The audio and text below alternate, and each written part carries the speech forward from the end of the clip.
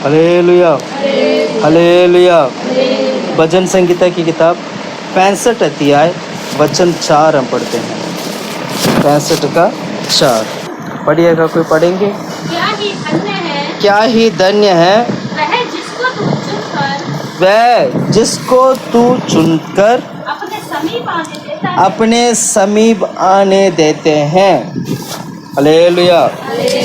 धन्य वो व्यक्ति है जिसको परमेश्वर चुनता है और उसको अपनी समीप आने परमेश्वर देते हैं।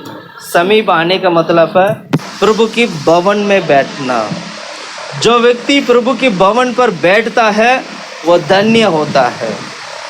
आज का हमारा पहला पॉइंट यही रहेगा, जो व्यक्ति प्रभु पर बैठता है वो धन्य होता है। जो व्यक्ति प्रभु के भवन पर बैठता है, प्रभु के भवन में बैठता है, वो धन्य होता है। Hallelujah, hallelujah. तो परमेश्वर की भवन में बैठना भी एक परमेश्वर की अनुग्रह होते हैं। बहुत सारे लोग आत्मिक होना चाहते हैं पर कामों के कारण वो आत्मिक नहीं बन पाते हैं। परिवार की समस्याओं के कारण वो आत्मिक नहीं बन पाते हैं। प्रभु की हजूरी में वो बैठ नहीं पाते हैं। बहुत सारे लोग बीबी के कारण वो प्रभु के भवन में बैठ नहीं पाते हैं। बहुत सारे लोग पति के कारण भवन में बैठ नहीं पाते हैं। सुन रहे हैं आप लोग? धन्य वो व्यक्ति है जो व्यक्ति प्रभु के भवन में बैठता है। आज मैं कहना चाहता हूँ, यदि अगर आप परमेश्वर की भवन में बैठना चाहते हो तो इस वचन को लेके आपको प्रार्थना करना है कि प्रभु, जैसे इस वचन में लिखा है उस वचन के अनुसार मैं तेरे भवन में बैठना चाहता हूँ। मेरा जीवन में तू आशीष कर, मेरा जीवन में तू मेरे लिए काम कर करके हम प्रार्थना करेंगे तो परमेश्वर हमारी मन की इच्छा, हमारी भूख और प्यास को देकर वो आपको प्रभु के भवन में बैठने के लिए वो आपको मदद करेगा। हम इच्छा रखते हैं कि मैं प्रभु के भवन में बैठ पाऊं। हम आशा रखते हैं कि मैं प्रभु के भवन में बैठूं। दाऊद कहता है कि मैं प्रभु के भवन पे बैठना चाहता हूं। यीशु के नाम से मैं प्रभु के भवन में क्या करना चाहता हूं? बैठना चाहता हूं। लेकिन शैतान क्या करता है? शैतान क्या करता है? वो प्रभु के भवन में बैठना नहीं देता है। उस शैतान को नाश करना है, उस शैतान को आपको श्राप देना है, उस शैतान को आप नष्ट करना है। कितने लोग उस शैतान को नष्ट करना चाहते हैं आज? कितने लोग जो प्रार्थना में आने के लिए जो रोकता है उस शैतान को नष्ट करना चाहते हैं? कितने लोग तैयार हैं आज? क्या आप प्रार्थना कर पाओगे अभी इस वक्त? क्या आप उससे लड़ पाओगे? क्या प्रभु के हजूर में लड़कर उसको डांट पाओगे? क्या उसको श्राप दे पाओगे? आप उस शैतान को आप श्रापित कर पाओगे? अगर आप कर पा सकते हैं तो अभी आंखें बंद करिएगा, प्रभु की ओर देखिएगा। प्रभु, तेरे भवन में मैं ना जाऊं इसीलिए शैतान ऐसे कार्य करता है। उस दुष्ट आत्मा को यीशु के नाम से मैं नष्ट करता हूं। नासरत यीशु के नाम से मैं उसको श्राप देता हूँ। डामुला हिली बले गले बेले दिला वाला थामरा हिला बले गला वाला नासरत यीशु के नाम से भवन में आने के लिए रोकने वाला सारे एक प्रकार की दुष्ट आत्मा को यीशु के नाम से मैं नष्ट करता हूँ। डामुला हिली बले गले बेले दिला वाला थामरा हिला बले गला वाला। आमीन, आमीन, आमीन, आमीन, आमीन, आमीन। बदल दे प्रभु, हालेलुया। यीशु के नाम से, नासरत यीशु के नाम से डामुला हिले बले गले बेले दिला बोला थामरा हिला बले गला। आमीन, आमीन, आमीन, आमीन, आमीन। हालेलुया। वचन सिखाता है कि धन्य है वो व्यक्ति जिसको प्रभु की भवन में बैठने की अधिकार मिलता है। प्रिय भाइयों बहनों, मैं कहना चाहता हूं, आज जितने भी लोग प्रभु की भवन में बैठे हैं वह धन्य है। वे लोग धन्य है। वो लोग सुबह उठकर आप प्रार्थना करना चाहते हो पर आपसे प्रार्थना हो नहीं पाता है। 4 बजे उठकर आप प्रार्थना करना चाहते हो, प्रभु के भवन में बैठना चाहते हो पर आपसे वो प्रार्थना नहीं हो पाता है। रात को सोने से पहले आप प्रार्थना करना चाहते हो पर वो प्रार्थना आपसे नहीं हो पाता है। बच्चों के साथ बैठकर बीवी बच्चों के साथ बैठकर प्रार्थना करना चाहते हैं, पर वो प्रार्थना आपसे नहीं हो पाता है। इसका कारण ये है कि हमें कोई दुष्ट आत्मा रोक रहा है। हमें कोई दुष्ट आत्मा में क्या कर रहा है? रोक रहा है। प्रभु की हजूरी में ना बैठूं, प्रभु की करीब हम ना जाएं, प्रभु की संगति ना करें, प्रभु की भवन पर बैठकर मैं प्रभु की आराधना ना करूं, ऐसे एक शैतान क्या करता है? रोकता है उसको। इसलिए उस शैतान को क्या करना चाहिए? यीशु के नाम से मैं तुम्हें डांटता हूं। आज यीशु के नाम से अधिकार पाया उस यीशु के नाम से उस शैतान को मैं अभी इसी वक्त यीशु के डांटता हूं। नासरत यीशु के नाम से, भाग यीशु के नाम से, निकल यीशु के नाम से। हम प्रार्थना करेंगे, हम डांटेंगे तो परमेश्वर की आत्मा हमारे बीच में कार्य करेगा। हम प्रार्थना करेंगे, हम डांटेंगे तो परमेश्वर की आत्मा हमारे बीच में अगुवाई करेगा। वो परमेश्वर की आत्मा हमारे बीच में आशीष को लेके आएगा। परमेश्वर की आत्मा हमें छुटकारे को लेके आएगा। परमेश्वर की आत्मा हमें हमारे बीच में अभिषेक से भर देगा। परमेश्वर की आवाज को सुनने के लिए वो मदद करेगा। प्रभु के करीब जाने के लिए वो मदद करेगा। प्रभु की हजूरी में आनंदित होने के लिए मदद करेगा। आपकी दुख और तकलीफ को परमेश्वर दूर कर देंगे। आप जितना दुख और तकलीफ के साथ थे, वो सारे दुख और तकलीफ प्रभु के भवन में आनंद में बदल जाएगा। प्रभु के भवन में वो आनंद में बदल जाएगा, क्योंकि वो छुटकारा पाने वाला परमेश्वर, छुटकारा देने वाला परमेश्वर है। जो कोई इस पर विश्वास करता है वो छुटकारा पाता है।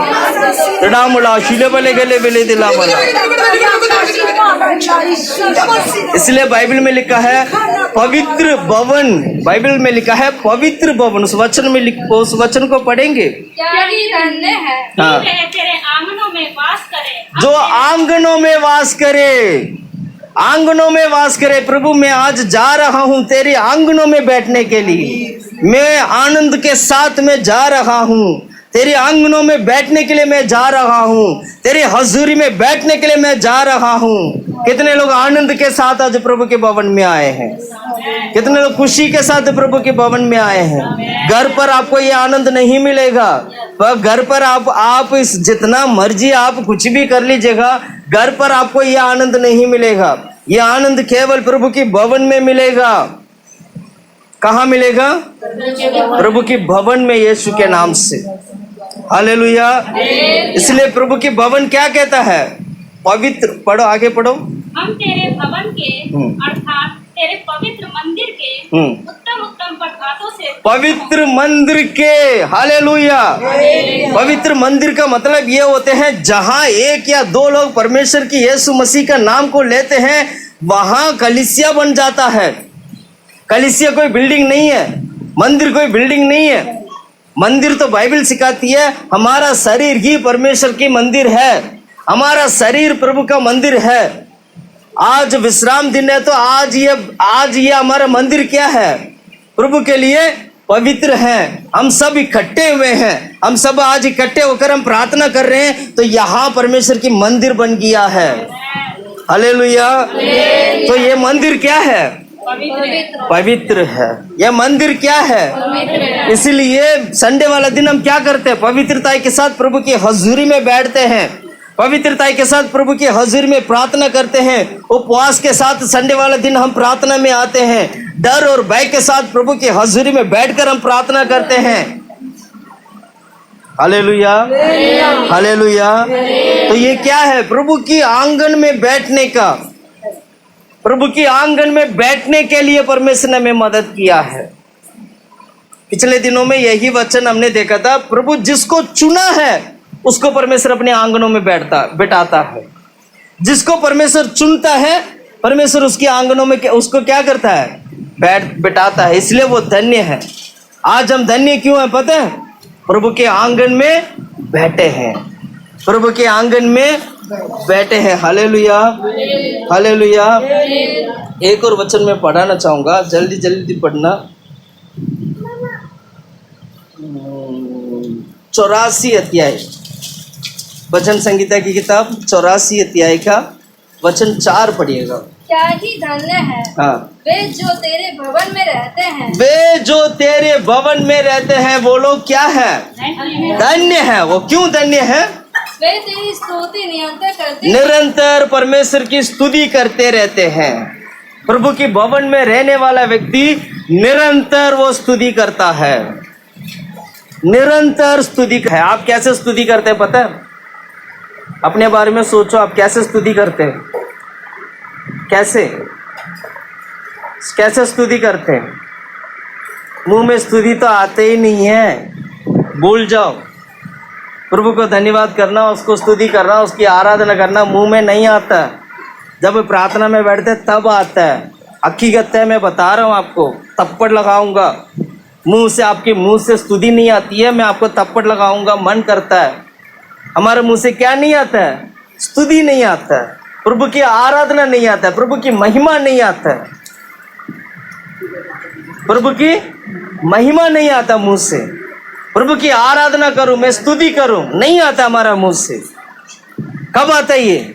जब हम प्रभु के हजूर में बैठते। मैं कहता हूं चलते फिरते भी आप प्रभु की स्तुति करना। क्या बोला मैंने? चलते फिरते, चलते फिरते आपको क्या करना चाहिए? स्तुति करना है। चलते फिरते, जो दुनिया तो पाप से भरा हुआ ना, दुनिया तो गंदगी से भरा हुआ ना, दुनिया से शैतान के घर से भरा हुआ ना, दुनिया से शैतान के कामों से भरा हुआ ना, तो आपको क्या करना चाहिए? क्या करना चाहिए? चलते फिरते जो पाप दिखाई दे रहा है, जो शैतान दिखाई दे रहा है, जो कुछ भी दिखाई दे रहा है, उसको क्या करना है? डांटते हुए प्रभु को स्तुति करते जाना है, डांटते हुए स्तुति करना है। परमेश्वर ने आपका मुंह में अधिकार दिया है बोलने के लिए। आपका मुंह में क्या दिया? आपका मुंह में क्या है? अधिकार है, बोलने का अधिकार है। किस नाम से? यीशु के नाम से मुझे अधिकार मिला है, मैं शैतान को नष्ट कर रहा हूँ। यीशु के नाम से मुझे अधिकार मिला है, मैं इस दुष्ट आत्मा को आज बांध रहा हूँ। यीशु के नाम से मुझे अधिकार मिला है, इस शैतान को, इस जगह को मैं श्रापित कर रहा हूँ। श्राप इंसान को नहीं, शैतान को करना है। किसको श्राप देना है? शैतान को। अगर आप शैतान से नहीं लड़ोगे तो शैतान आपसे लड़ेगा। जब तक आप नहीं लड़ोगे तब तक आपको उंगली करते रहेगा, लड़ते रहेगा, कुछ ना कुछ मारेगा, टोकेगा, कुछ ना कुछ करेगा। लेकिन जिस दिन तुम लड़ने लग जाओगे फिर वो तुमसे लड़ नहीं पाएगा। Hallelujah, hallelujah. हमारी लड़ाई क्या है? हमारी लड़ाई क्या है? मुंह से प्रभु की स्तुति करना हमारी लड़ाई है। मात्र स्तुति करना है आपको, मात्र प्रभु को धन्यवाद करना है, मात्र प्रभु की महिमा करना है। भोर की समय पर उठकर प्रार्थना करना, भोर की समय पर उसको उठकर स्तुति आराधना करना। हालेलुया। अब मुंह से बोलना है, मुंह से बोलना है। छोटे छोटे बच्चे आजकल वचन डालते हैं, उस वचन को लेकर आप दावा कर सकते हो, बोल सकते हो। बड़े लोग भी वचन डालते हैं, उस वचन लेकर आप बोलकर आप प्रभु के हजूर में स्तुति कर सकते हैं।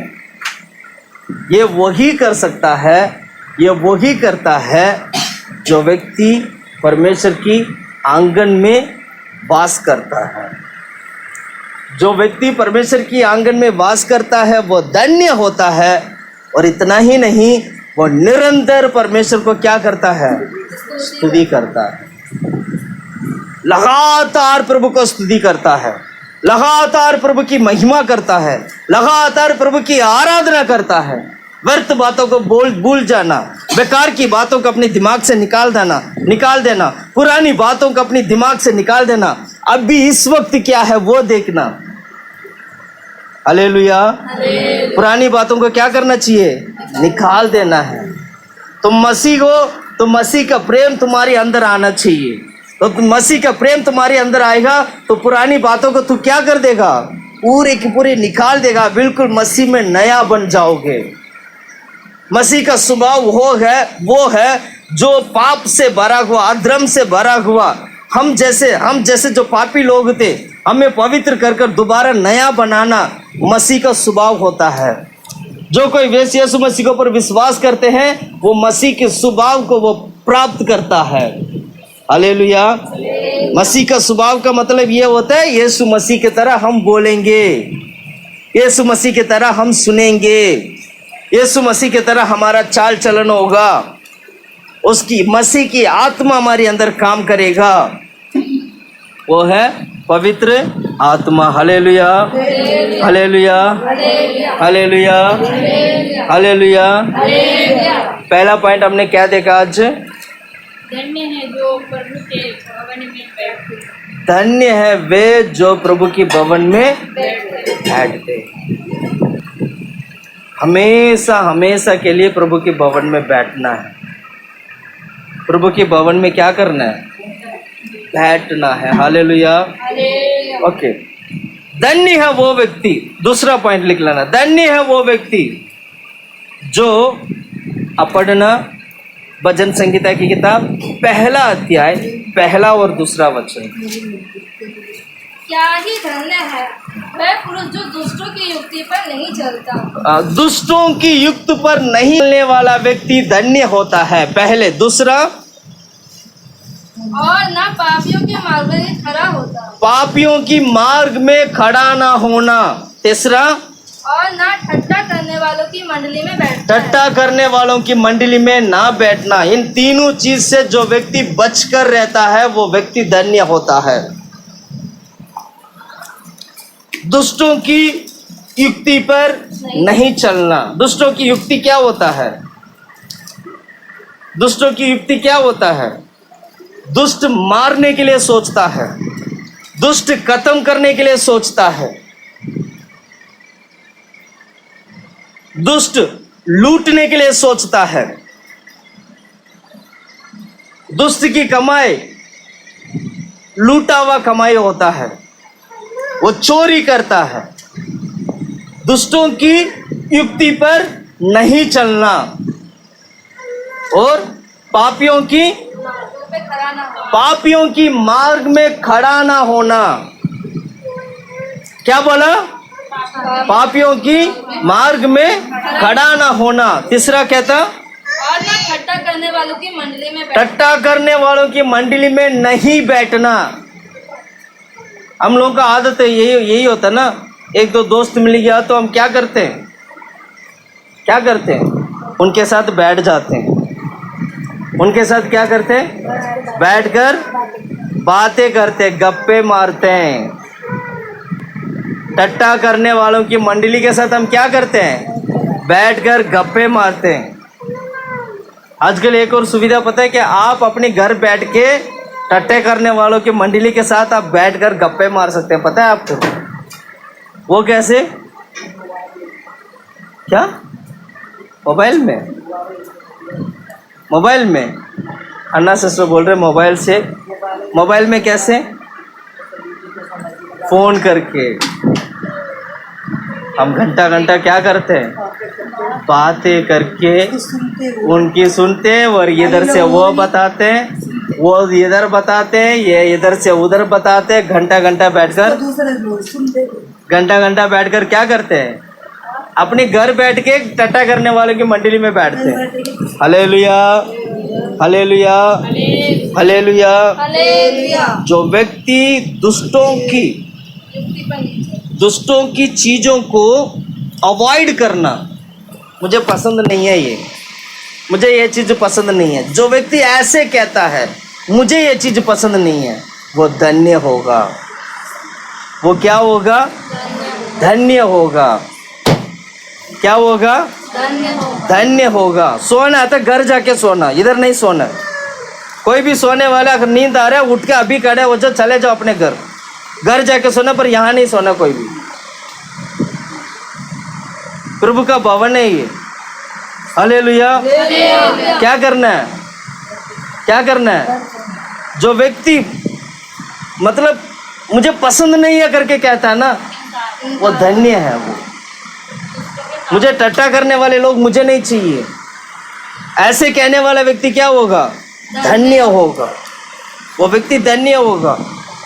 और दुष्टों की युक्ति को इनकार करने वाला व्यक्ति, दुष्टों की युक्ति क्या होता है पता है?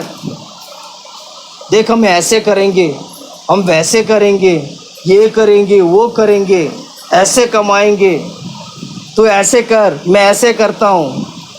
ये दुष्टों की युक्ति का मतलब ये होता है उसकी प्लानिंग। दुष्टों की प्लानिंग, वो प्लानिंग क्या होता है? उस प्लानिंग से जो व्यक्ति दूर भागता है वो धन्य होगा। आपका प्लानिंग प्रभु की ओर से होना चाहिए, आपकी सोच प्रभु की ओर से होना चाहिए, आपका हर एक चीज प्रभु की ओर से होना चाहिए। परमेश्वर की ओर से आपको सारी सोच मिलना चाहिए, परमेश्वर की ओर से आपको अगुवाई मिलना चाहिए, वो आपको सही अगुवाई होगा। Hallelujah, hallelujah. जहां प्रभु नहीं है उस जहां को छोड़ दो, जहां यीशु नहीं है उस जहां को छोड़ दो, जहां परमेश्वर नहीं है उस जहां को छोड़ दो, जहां मसीह नहीं है उस जहां को छोड़ दो। क्यों? क्यों? वो हमारे लिए वो युक्ति दुष्टों की युक्ति के नाम पर गिना जाएगा। हम धन्य नहीं बन पाएंगे, हम धन्य नहीं बन पाएंगे।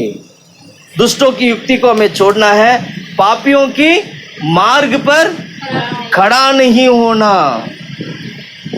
जब आपको लगता है ये पापी है, उसकी मार्ग पर आपको खड़ा नहीं होना है, उसकी मार्ग को प्रभु के हाथ में सौंपना है। प्रभु इसके मार्ग को मैं तेरे हाथ में सौंपता हूँ, यीशु के नाम से इसके मार्ग को नष्ट कर। मैं इसको श्राप देता हूँ, इस शैतान को, इस दुष्ट आत्मा को मैं श्राप देता हूँ, इसको नष्ट कर। Hallelujah, hallelujah.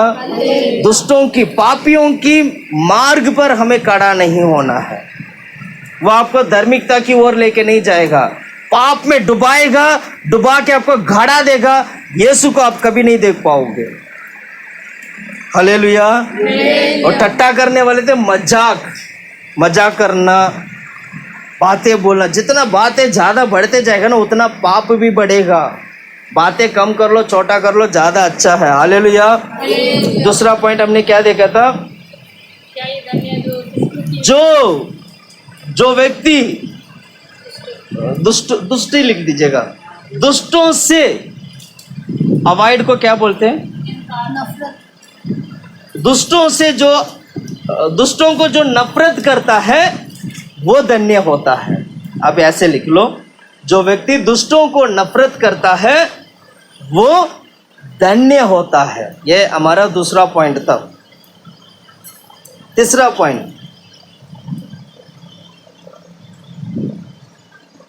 याकूब की किताब पहला अध्याय 12 वचन।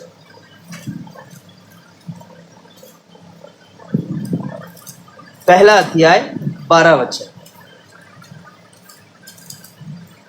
धन्य है वह मनुष्य जो परीक्षा में स्थिर रहता है। परीक्षा में स्थिर रहने वाला व्यक्ति धन्य होता है।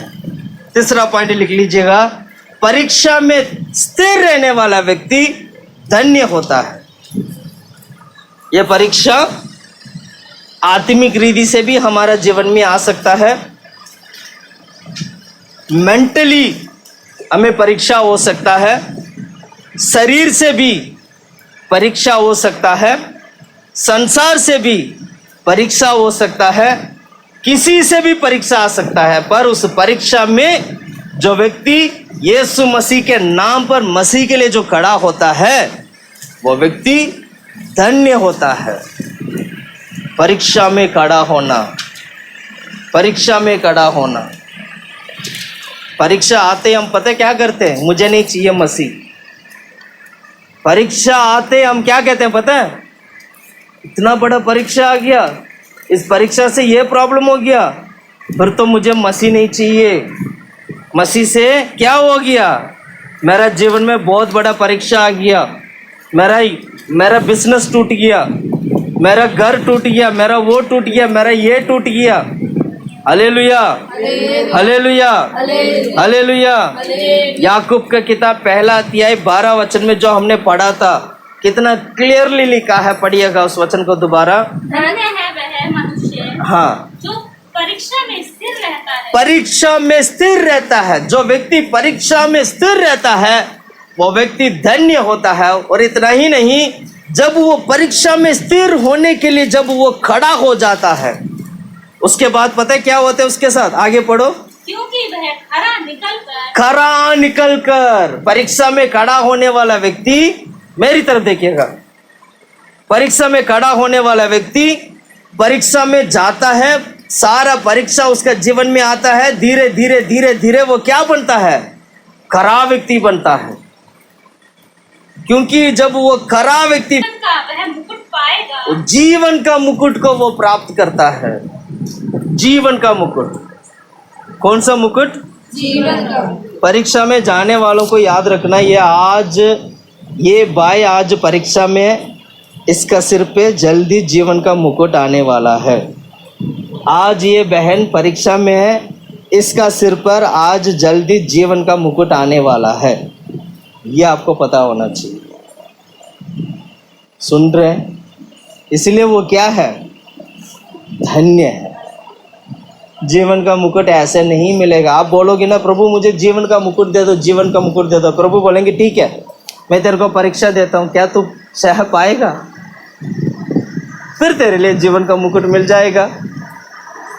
परीक्षा मत देना प्रभु, परीक्षा में लेके मत जाना, संकट में लेके मत जाना, दुख में लेके मत जाना, पर मुझे जीवन का मुकुट जरूर चाहिए। सुन रहे?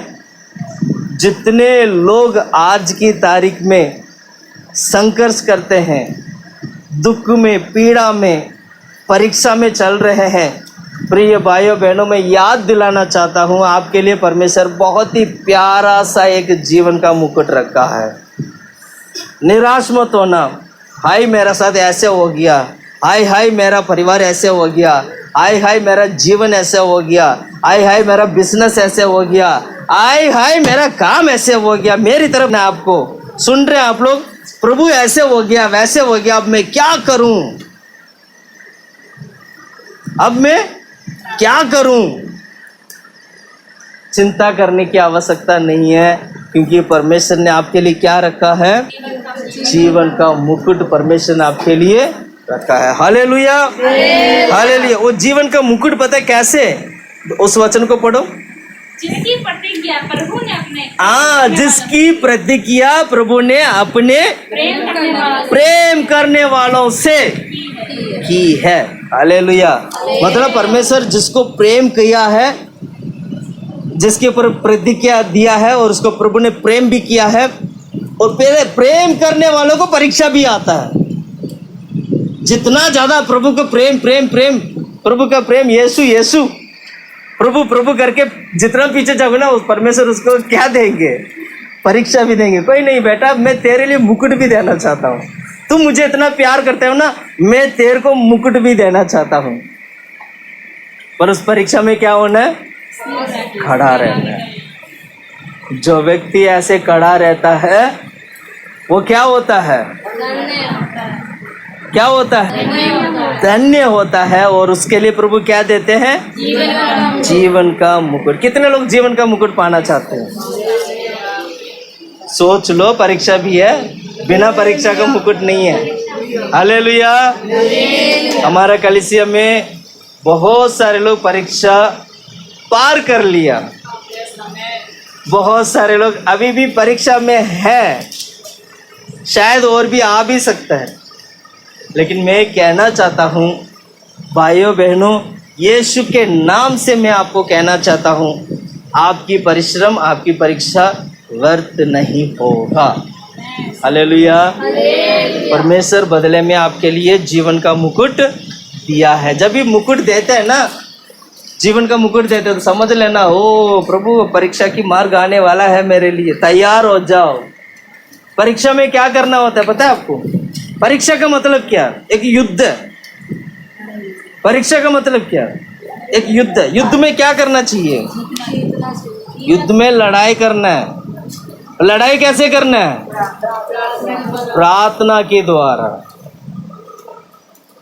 प्रार्थना के द्वारा आपको लड़ना है।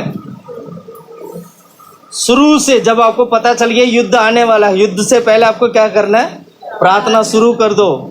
युद्ध होगा, प्रार्थना करो, खत्म हो जाएगा तभी प्रार्थना करो, बड़ी आराम से आप जा पाओगे। आपको पता है, प्रार्थना करने वालों के लिए परमेश्वर पवित्र आत्मा रखा है। सहायक के लिए, स्पेशली सहायक के लिए। जो व्यक्ति प्रार्थना करता ना, उसको सहायता करने के लिए परमेश्वर आत्मा को रखा है। वह आत्मा उसको क्या करता है? उसको मदद करता है ताकि वो बहुत ही अच्छा सा प्रार्थना करे। क्यों? ताकि वो परीक्षा में पास हो सके, जय पा सके, जिससे कि परमेश्वर उसको जीवन का मुकुट उन्हें दे पाए। इसलिए वो व्यक्ति क्या है? धन्य है। परीक्षा में उस वचन को दोबारा पढ़ें। धन्य है वह मनुष्य जो परीक्षा में स्थिर रहता है। परीक्षा में स्थिर रहने वाला व्यक्ति धन्य है। Hallelujah, hallelujah. हमने कितना पॉइंट देखा? क्या क्या पॉइंट देखा? धन्य है वे जिनको तू चुनकर अपने समीप आने देता है। ओके। दूसरा, जो व्यक्ति दुष्टों को नफरत करता है वह धन्य है। और तीसरा, परीक्षा में स्थिर रहने वाला व्यक्ति धन्य है। परीक्षा में स्थिर रहने वाला व्यक्ति धन्य धन्य है। हालेलुया। दूसरा है जो पाप को नफरत करता है। क्या बोला मैंने? जो पाप को नफरत करता है वो धन्य व्यक्ति होता है। मैं उसके लिए वचन पढ़ाना चाहूंगा आपको।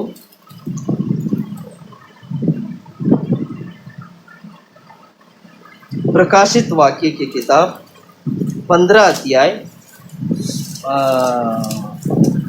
16 अध्याय 15 वचन। देख मैं चोर के समान आता हूँ। परमेश्वर कहता है कि मैं चोर के समान आता हूँ। धन्य है वे जो जागता रहता है और अपने वस्त्र की चौकसी करता है। अपनी वस्त्र की चौकसी रखता है कि नंगा ना फिरे और लोग उसका नंगापन ना देखे। इसको बोलते हैं पाप को नफरत करना, नंगापन को नफरत करना। सुन रहे? कोई भी पाप हो उसको क्या करना चाहिए? नफरत करना चाहिए। पाप नंगापन को दिखाता है। पाप का मतलब है नंगापन को दिखाना। आपकी नंगापन कोई और नहीं देखना है। आपकी नंगापन कोई और देखने के लिए नहीं है। परमेश्वर के वचन कहता है कि मैं सीख रहा हूँ, सीख आने वाला हूँ, तो अभी भी नंगा मत घूमना। इसका मतलब ये है, नंगा घूमने का मतलब है बिना वस्त्र का घूमना। बिना वस्त्र का घूमने का मतलब ये होता है जो वस्त्र आपको पहनना चाहिए वो वस्त्र आपने नहीं पहना, इसलिए तुम नंगे घूमते हो। कितनी सारी वस्त्र है जो बाइबल में हमें बाइबल हमें सिखाता है। कितनी वस्त्र आज तुम्हारे पास है? क्या क्या वस्त्र तुमने आज पहने हैं? अगर वो वस्त्र तुम्हारे शरीर में नहीं है तो समझ लेना नंगे हैं हम। क्या है? नंगे हैं। जो व्यक्ति पाप को नफरत करता है वो धन्य होता है। अपने वस्त्र को संभालता है। अपने वस्त्र को क्या करता है? अपने वस्त्र को संभालने का मतलब क्या होता है? परमेश्वर ने आपको उद्धार दिया, उद्धार के वस्त्र दिया, तो उद्धार के वस्त्र को संभालना है। धार्मिकता की चादर परमेश्वर ने आपको ओढ़ दिया। यानी जब हम बपतिस्मा लेते हैं, बपतिस्मा के बाद मैं अक्सर में सात वस्त्र के बारे में मैं प्रचार किया हूँ आप लोगों के बीच में। जैसे उद्धार पाते हैं तो उद्धार के वस्त्र मिलता है, और जब हम बपतिस्मा लेते हैं धार्मिकता की चादर। जब हम पवित्र आत्मा पाते हैं, मुंह से अन्य भाषा बोलते हैं, पवित्र आत्मा आने का मतलब है पवित्र आत्मा आया तो वो पवित्र आत्मा आने का चिन्ह है अन्य भाषा। वो जब हम सब करते हैं, वो पवित्र आत्मा को पाकर हम अन्य भाषा में बोलने लगते हैं, वहां पर आपको महिमा की वस्त्र मिलता है। ऐसे ऐसे करके सारे वस्त्र, जैसे जैसे आप आत्मिक जीवन में बढ़ते जाओगे वैसे वैसे आपको क्या मिलेगा? वस्त्र भी परमेश्वर पहनाते हुए जाएंगे। जो जो वस्त्र परमेश्वर आपको धीरे धीरे धीरे आत्मिक उन्नति में आप बढ़ते बढ़ते जब परमेश्वर पहनाते जाते हैं, उन वस्त्रों को आपको संभालना भी है। इस बीच में शैतान काम करेगा तेरी वस्त्र को नष्ट करने के लिए। इस बीच में शैतान काम करेगा आपके वस्त्र को नष्ट करने के लिए, आपकी उद्धार को नष्ट करने के लिए वो शैतान काम करेगा। आपने पाया पवित्र आत्मा को नष्ट करने के लिए, पवित्र आत्मा आपको छोड़कर जाने के लिए शैतान काम करेगा। यानी महिमा की वस्त्र आपके हाथ से छीन कर जाए, शैतान काम करेगा। बपतिस्मा लिया, बपतिस्मा लेने के बाद दोबारा दुनियादारी में चले गए, वो शैतान काम करता है। तेरा धार्मिकता की चादर तेरे से शैतान क्या करता है? छीनता है। यहां पर आपको सावधान रहना है। इन सारे तमाम बातों में जो व्यक्ति सावधान रहता है, अपनी नंगापन को छिपाता है, वो व्यक्ति क्या है? धन्य है। नंगापन को छिपाना। साधारण तरीके से आजकल आप वैसे ही सड़क में चले जाओ कि कैसे कैसे लोग कपड़ा, पहले की कपड़ा अलग था, आज की कपड़ा बिल्कुल अलग है। पहले एक जमाने की कपड़ा अलग था, कोई फंक्शन आएगा तो बढ़िया सा साड़ी वाड़ी, साड़ी भी चारों तरफ ओढ़ के पहन के जाते थे, हमेशा घूंघट रहता था। और आज क्या होते हैं? शादी के लिए अलग से एक साड़ी मिलती है, चूड़ीदार मिलता है, कुर्ता मिलता है शादी के लिए, और वो सिर्फ शादी वाला दिन ही पहन सकते हैं, रोज पहन नहीं सकते उसको, क्योंकि इतना चमकीला होते, इतना छोटे छोटे कपड़े होते, रोज पहन के घूम नहीं सकते ना। सुन रहे? जेंट्स भी ऐसे, लेडीज भी ऐसे। कपड़ा क्या हुआ? बदल गया। औरतों के कपड़े को आदमी लोग पहनते हैं, आदमी लोगों के कपड़े को औरत लोग पहनते हैं। अब ये चल रहा है, ये सारा नाटक चल रहा है। सुन रहे? अपने वस्त्र को संभाला नहीं, अपने शरीर को दिखाते हुए नंगे घूमते हैं, अपनी नंगापन को दुनिया को दिखाते हैं। कभी दुनिया को अपनी नंगापन नहीं दिखाना चाहिए। अपनी नंगापन दुनिया को दिखाने के लिए नहीं है, आपकी नंगापन को छिपाने के लिए परमेश्वर ने वस्त्र दिया है। परमेश्वर जानते थे कि आदम और हव्वा ने पाप किया है, तो इसलिए आज ये नंगे हैं। अगर उन्होंने पाप को नफरत किया होता, वो फल नहीं खाएंगे। परमेश्वर ने कहा हुआ बातों को मानकर आज्ञा माने होते तो वो नंगे नहीं होते। आज्ञा नहीं माना, पाप को स्वीकार किया, नंगा हो गया। आपकी नंगापन कोई नहीं देखना है, सभी को दिखाने, आपकी नंगापन आपके शरीर को दिखाने के लिए परमेश्वर ने आपको बुलाया नहीं। आपकी नंगापन हर एक व्यक्ति देखने के लिए परमेश्वर ने आपको नहीं बुलाया है, बल्कि परमेश्वर आपकी नंगापन को ढांपने के लिए प्रभु ने आपको बुलाया है। इसलिए वो क्या करते हैं? वो वस्त्र पहनाते हैं, चादर पहनाते हैं। इसलिए बाइबल में लिखा है, जो व्यक्ति अपनी नंगापन को छिपाकर, परमेश्वर की वचन ऐसे क्यों कहता है कि मैं तो चोर के समान आने वाला हूं, तो अभी भी नंगा मत घूमना। उनका कहने का मतलब यह है, तो जागते रहे, अपने वस्त्र को क्या करना है? पहनकर प्रभु के हजूर में क्या करना है? जागते रहना। चोर के समान आने वाला है, और बदले में क्या हो रहा है? नंगा रहते हैं, और जागने का स्वभाव बिल्कुल भी नहीं है। जागने का मतलब है प्रभु के हजूर में प्रार्थना करना, प्रभु के हजूर में प्रार्थना के साथ प्रभु के आगमन के लिए इंतजार करना। वो हमारे अंदर होता ही नहीं है, कलीसिया में नहीं होते हैं। आज कलीसिया में कितने लोग हैं जागने की स्वभाव रखते हैं, जागने के मतलब मैं ये नहीं कह रहा पूरी रात आप जागते जा रहे हो, सो ही नहीं रहे हो, नहीं, समय पर सोना है आपको। रात को समय पर सोना है, भोर की समय पर उठकर प्रार्थना करना है, बस यही आपका काम है। जागने का मतलब यही है। जागने का मतलब ये भी है, हम सोते सोते अगर वस्त्र इधर उधर हो गया तो आप क्या करते हो? ठीक करते हैं। बेहोश होके सोओगे तो वस्त्र इधर उधर हो गया तो क्या होगा? सुन रहे हैं आप लोग? इसलिए बोलते जागते रहो, तुम्हारे वस्त्र इधर उधर ना हो, तुम्हारी नंगापन दिखाई ना दे। इसलिए इसका मतलब ये होता है, जो व्यक्ति पाप से नफरत करता है वो धन्य होता है। पढ़ो उस वचन को दोबारा, 15 वचन। देख, मैं चोर के समान आता हूँ। धन्य वह है जो जागता रहता है और अपने वस्त्र की चौकसी करता है। अपनी वस्त्र की चौकसी करना। Hallelujah, hallelujah, hallelujah. इसलिए परमेश्वर कैसे आने वाले पता ना?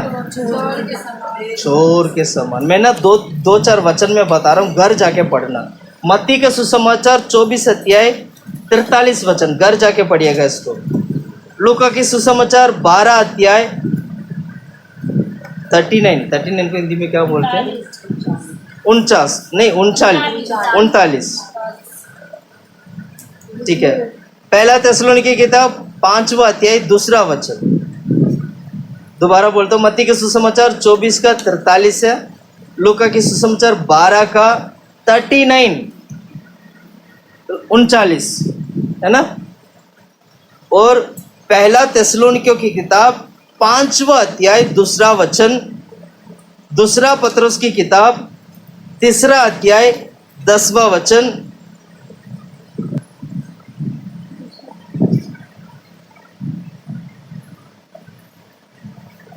और आखिरी प्रकाशित वाक्य, रेवलेशन, प्रकाशित वाक्य 3 अध्याय 3 वचन। ये 3 का 3 पढ़ते हैं हम लोग। इसको निकालिएगा, 3 का 3, प्रकाशित वाक्य 3 का 3। इसलिए स्मरण कर कि तूने कैसे शिक्षा प्राप्त की और सुनी थी और उनमें बना रहे और मन फिरा। बना रहे, जो भी शिक्षा तूने पाया है उसमें बना रहे और मन फिरा। यदि तू जागृत ना रहेगा, यदि तू जागृत ना रहेगा तो मैं चोर के समान आ जाऊंगा और तू कदापि ना जाग सकेगा। हालेलुया। फिर उसके बाद जाग नहीं पाओगे कि मैं किस घड़ी तुम पर आ पड़ूं। हालेलुया।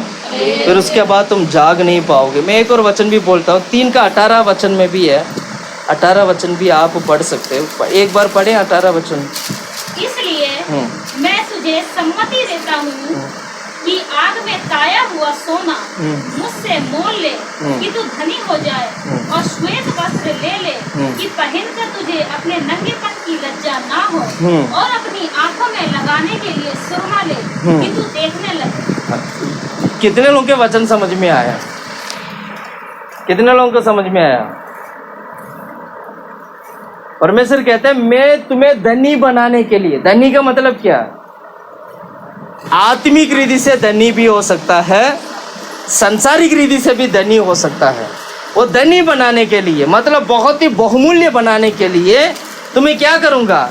जैसे एक सोना को आग में तपाया जाता है ऐसे मैं तपाऊंगा।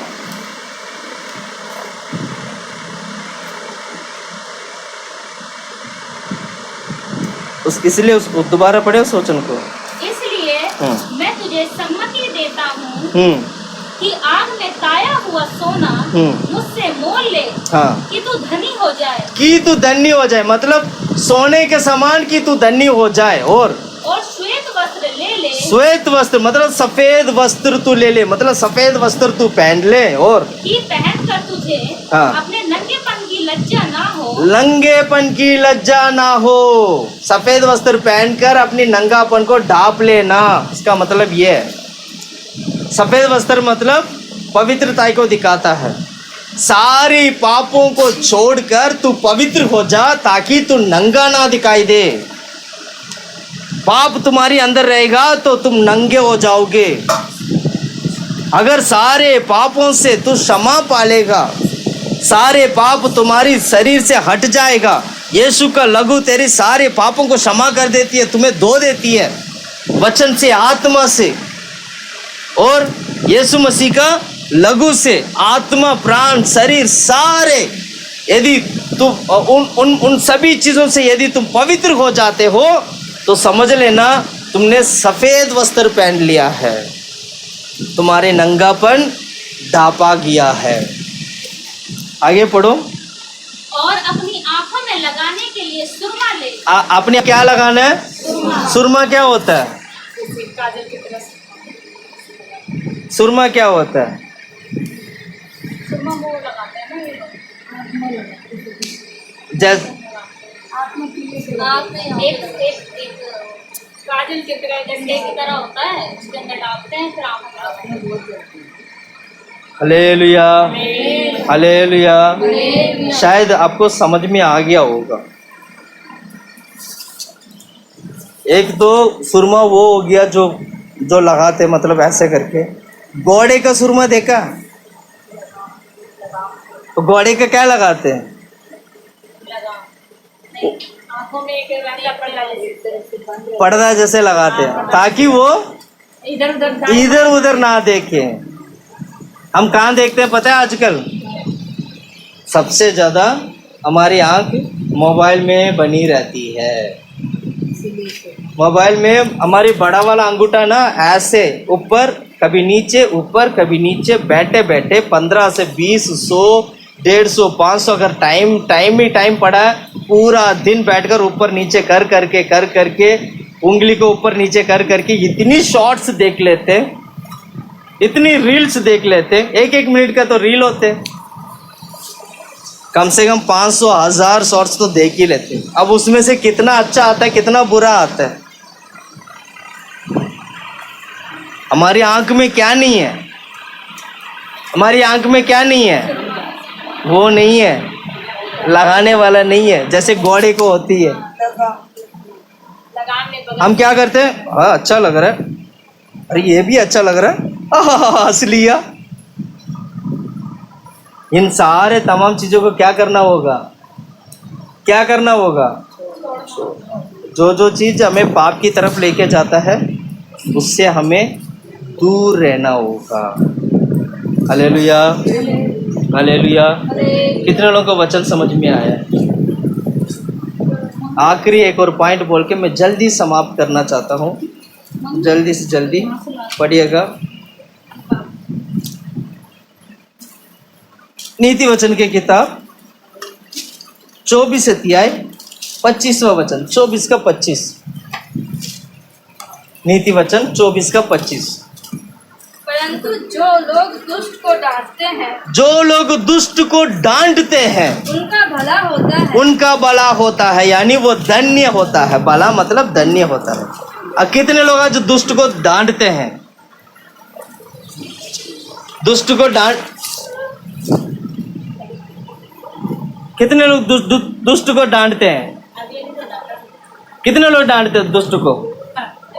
हाँ, कितने लोग डांटते हैं? दुष्ट को डांटने का मतलब है वो शैतान को डांटना है। मैंने बोला ना, चलते फिरते अगर कोई दुष्ट मिल गया, कोई शैतान मिल गया, कोई दुष्ट आत्मा मिल गया, तो आपको क्या करना है? डांटना है। जो व्यक्ति दुष्ट को डांटता है वो धन्य होता है। आप लिख सकते हैं, इसको ऐसे लिख लीजिएगा, जो व्यक्ति दुष्ट को डांटता है वो धन्य होता है। लिख लो बेटा, तुम लोग लिखते नहीं है। जो व्यक्ति, तुमने एक भी पॉइंट नहीं लिखा।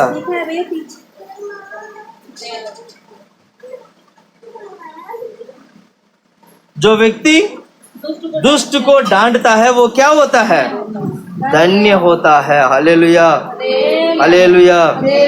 हु रिबुक, जो व्यक्ति डांटता है, जो हु रिबुक सिनर्स, दुष्टों को डांट मतलब पापियों को डांटना, लोग क्या करते हैं पता है? पापियों को प्यार करते हैं। पहली बार प्यार करो, मैं मना नहीं कर रहा। दूसरी बार अगर तुम्हारी प्रेम से अगर वो सुसमाचार को समझ नहीं आया, मन पर आया नहीं, तो फिर डांटो। प्यार नहीं करना है, फिर क्या करना है? एक बार सुसमाचार सुनाना है, एक बार सच्चाई समझाना है, एक बार सभी चीज़ों को समझाना है। समझ में आया तो वो क्या करेगा? मन फिर आएगा, पापों को छोड़ेगा। समझ में नहीं आया तो क्या करेगा? दोबारा पाप में ही रहेगा। तब आपको डांटना है। तब क्या करना है? डांटना है। तुम जो कर रहे हो वो ठीक नहीं कर रहे हो। हमारे ऊपर कोई हावी नहीं हो सकता। मैं दोबारा बता रहा हूँ, धर्मी व्यक्ति के ऊपर कोई हावी नहीं हो सकता है। क्या बोला? क्या बोला? धर्मी व्यक्ति के ऊपर कोई हावी नहीं हो सकता है। आप धर्मी हो, आप डांटो। उसके सामने नहीं है तो मन में डांटो, श्राप दो उसको। उस जो अंदर जो का शैतान, जो पाप की जो शैतान जो काम कर रहे हैं ना, श्राप दो उसको, डांटो उसको यीशु के नाम से। डांटना है। अगर नहीं डांटोगे तो वो खुद भी मरेगा और 4 लोगों को लेके मरेगा। इसलिए डांटना है। इसलिए क्या करना है? गुस्सा आना चाहिए आपको। शैतान को डांटने के लिए गुस्सा आना चाहिए। जैसे इसको देखते क्या आना चाहिए? गुस्सा आना चाहिए यीशु के नाम से। मेरी तरफ देखो, क्या बोला मैंने? क्या बोला? जैसे शैतान को देखते क्या आना चाहिए? यीशु के नाम से। तुम गुस्सा नहीं करोगे तो वो क्या करेगा पता है? तेरे को नष्ट करेगा। तुम शैतान को नहीं डांटोगे तो वो तेरे को नष्ट करेगा। आपको डांट, परमेश्वर आपको अधिकार दिया डांटने का। इसलिए वचन कहता है, जो व्यक्ति पापियों को, दुष्टों को डांटता है वो क्या होता है? धन्य होता है। पढ़ो उस वचन को दोबारा। परंतु जो लोग दुष्ट को डांटते हैं उनका भला होता है। हाँ, जो दुष्ट को डांटते हैं उनका क्या होता है? भला होता है। भला होता है। 24वें वचन से पढ़े, हम 23वें वचन से पढ़ते। बुद्धिमानों के वचन यह भी है, न्याय में पक्षपात करना किसी रीति भी अच्छा नहीं। 24। जो दुष्ट से कहता है कि तू निर्दोष है, दुष्ट से कहता है कि तू निर्दोष है, उसको तो हर समाज के लोग श्राप देते हैं। हाँ। और जाति जाति के लोग धमकी देते हैं। हाँ। परंतु जो लोग दुष्ट को डांटते हैं, परंतु जो लोग दुष्ट को डांटते हैं उनका भला होता है। उनका भला मतलब आशीष। आशीष का मतलब ब्लेसेड। वो एक ब्लेसेड है, वो भी धन्य है, धन्य बोल सकते हैं। उनका भला होता है, उनका आशीष होता है। इंग्लिश में क्या लिखा है? But to them that rebuke him shall be delight, and a good blessing shall come upon them. Good blessing shall come upon from them. Upon them. ऊपर से उनके ऊपर अच्छी ब्लेसिंग, आशीष उनके ऊपर आता है।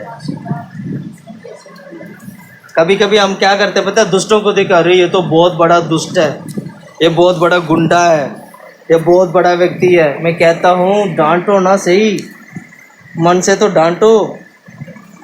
सारी दुष्टता परमेश्वर के सामने क्या होगा? जीरो। कोई भी दुष्टता काम नहीं कर सकता है, कोई भी शैतान काम नहीं कर सकता है, कोई भी आपको छू भी नहीं सकता है। डांटने की हिम्मत रखना है। मैं तो डांटता हूँ। डांटने की क्या करना चाहिए? हिम्मत रखना चाहिए। चलते फिरते अगर दुष्ट मिला तो डांटना उसको। चलते फिरते अगर पाप करने वाला मिला तो उसको डांटना यीशु के नाम से। यीशु के नाम से ये शैतान को मैं नाश करता हूँ। ये जो इधर जो घूम रहा है ना, मेरी तरफ देखिएगा, इधर जो घूम रहा है शैतान को मैं क्या करता हूँ? नाश कर रहा हूँ। मैं इसको श्रापित देता हूँ। इसको डांटना है आपको। जो व्यक्ति डांटता है वो परमेश्वर की ओर से आशीष को पाता है। इसलिए वो क्या है? धन्य। दुष्टों को डांटने वाला व्यक्ति धन्य होता है। Hallelujah, hallelujah. कितने लोगों को वचन समझ में आया? कितने लोग समझ में आया?